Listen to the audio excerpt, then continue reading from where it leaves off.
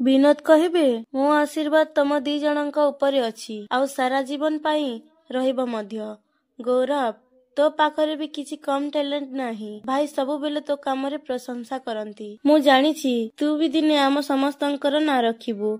ରିମଝିମ୍, ଏଣିକି ଆମେ କାହା ଉପରେ ନିର୍ଭର କରି ଚଳିବା ଅପେକ୍ଷା ନିଜେ ରୋଜଗାର କରି ସମ୍ମାନର ସହ ସ୍ୱାଭିମାନର ସହ ବଞ୍ଚିବା। ତାପରେ ରିମଝିମ୍ କହିବେ, ଆପଣ ବହୁତ ଭଲ ବାପା। କାଲି ରାତିରେ ବିରକ୍ତି ହେଇ କାହାକୁ କ'ଣ କହିଦେଇଛି, ସେଥିପାଇଁ ଆଇ ଏମ୍ ସରି। ପୁଣି ବିନୋଦ କହିବେ, ଠିକ୍ ଅଛି, ଇଟ୍ସ ଓକେ। ଏମିତି ହେଇଯାଏ। ଆମ ସମସ୍ତଙ୍କ ଜୀବନରେ ଏତେ ବଡ଼ ମୋଡ଼ ଆସିଛି ନା, ତେଣୁ ନ ଚାହିଁଲେ ବି ବେଲେ ବେଲେ ମଣିଷ ନିଜ ଆୟତ୍ତରୁ ବାହାରକୁ ଚାଲିଯାଏ। କିନ୍ତୁ ତୁ ବୁଝିପାରିଲୁ, ଏଇଟା ହିଁ ବଡ଼ କଥା। ଛାଡ଼ ସେ କଥା। ତୁ ବି ଗୌରବ ସାଙ୍ଗରେ ଯା, ନିଜ ପାଇଁ ବୁଲି ବୁଲି ଜବ୍ ଠିକ୍ କର। ଆଉ ବାକି ସବୁ କଥା ମୁଁ ଦେଖୁଛି। ତାପରେ ରୁମ୍ରେ ପଲ୍ଲବୀ ତାଙ୍କ ବେଡ୍ ସଜାଡୁଥିବେ।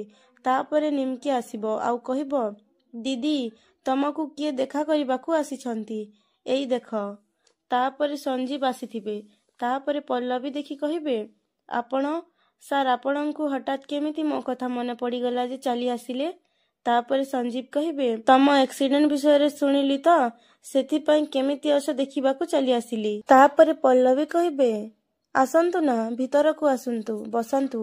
ତାପରେ ସଞ୍ଜୀବ ପଲ୍ଲବୀକୁ ବୁକେ ଦେଇ ଭିତରକୁ ଆସିବେ। ତାପରେ ପଲ୍ଲବୀ ନିମ୍କିକୁ କହିବେ, ନିମ୍କି, ଯା, ସାର୍ଙ୍କ ପାଇଁ ଚା ଆଉ ସ୍ନାକ୍ସ ନେଇକି ଆସ। ତାପରେ ନିମ୍କି କହିବ, ଠିକ୍ ଅଛି ଦିଦି, ଏ ସାଙ୍ଗେ ସାଙ୍ଗେ ନେଇକି ଆସୁଛି। ଏମିତି କହି ନିମ୍କି ଚାଲିଯିବ। ତାପରେ ସଞ୍ଜୀବ କହିବେ, ପଲ୍ଲବୀ, ମୁଁ ଦେଖୁଛି ତମ ହାତ ଫ୍ରାକ୍ଚର ଅଛି, ଖୁବ୍ ଶୀଘ୍ର ଠିକ୍ ହେଇଯାଉ। ତାପରେ ପଲ୍ଲବୀ କହିବେ, ଥ୍ୟାଙ୍କ ୟୁ ସାର୍। ପୁଣି ସଞ୍ଜୀବ କହିବେ, ଚାକିରି ଜଏନ୍ କରି ତମେ ଖୁବ୍ ଭଲ କାମ କରିଛ ପଲ୍ଲବୀ। ଟିଭି, ଖବରକାଗଜ, ସୋଶାଲ ମିଡିଆରେ ପ୍ରାୟ ତମର ହିଁ ଚର୍ଚ୍ଚା। ମୁଁ ସବୁବେଳେ ମୋର ଷ୍ଟୁଡେଣ୍ଟ ମାନଙ୍କୁ ତମର ଏକ୍ସାମ୍ପଲ ଦିଏ। ତାପରେ ପଲ୍ଲବୀ କହିବେ, ବସ୍ ବସ୍, ଆପଣ ମୋ କଥା ଛାଡ଼ନ୍ତୁ। ଆପଣ ଆଗେ ଆପଣଙ୍କ କଥା କୁହନ୍ତୁ। ଆପଣ IPS ଅଫିସର କେବେ ହେଉଛନ୍ତି?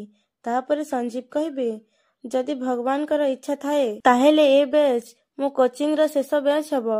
କାରଣ IPS ଏକ୍ସାମର 2ଟା ରାଉଣ୍ଡ ମୁଁ କ୍ଲିୟର କରି ସାରିଲିଣି। ବାସ୍, ପର୍ସନାଲିଟି ଟେଷ୍ଟ ରାଉଣ୍ଡ କ୍ଲିୟର ହେଇଗଲେ। ତାପରେ ପଲ୍ଲବୀ କହିବେ, ମୁଁ ସିଓର ସାର୍, ଆପଣ ନିଶ୍ଚୟ ଏ ରାଉଣ୍ଡ କ୍ଲିୟର କରିବେ ଆଉ IPS ଅଫିସର ହେବେ।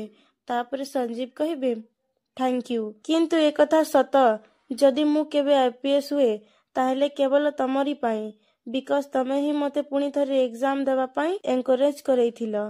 ନହେଲେ ମୁଁ ତ ଆଶା ହରେଇ ବସିଥିଲି। ତାପରେ ଚିତ୍ତ ଅଙ୍କଲ ଆସିବେ। ତାପରେ ପଲ୍ଲବୀ ଦେଖି କହିବେ, ଆରେ ଚିତ୍ତ ଅଙ୍କଲ, ଆପଣ ବି? ଆସନ୍ତୁ ଆସନ୍ତୁ, ଭିତରକୁ ଆସନ୍ତୁ। ତାପରେ ଚିତ୍ତ ଅଙ୍କଲ କହିବେ, ଆପଣଙ୍କୁ ଦେଖା କରିବାକୁ ଆସିଥିଲି। ଆପଣ ଯଦି ଇମ୍ପୋର୍ଟାଣ୍ଟ ମିଟିଂରେ ବ୍ୟସ୍ତ ଅଛନ୍ତି ତାହେଲେ ମୁଁ ପରେ ଆସିବି।